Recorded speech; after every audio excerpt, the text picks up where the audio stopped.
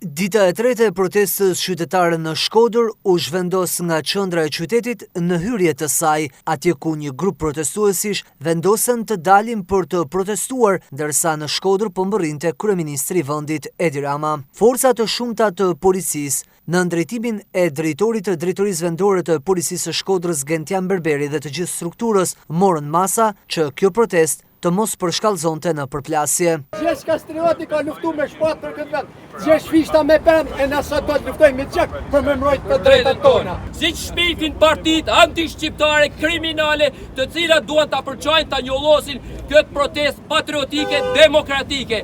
Ishte dasht me fillu kja protest kur u prishe 100 shtëpia në thef.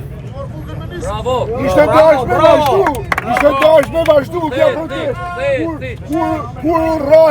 Kur u rrahen banorët e Rjollit për ditë është 2 muaj.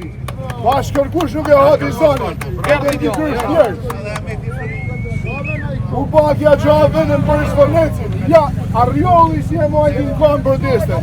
Ka puna nga si janë rra me policinë. Ky është momenti kur kryeministri Edi Rama mbërrin në Shkodër, ndërsa protestuesit nuk i kursejnë thirrjet kundër tij.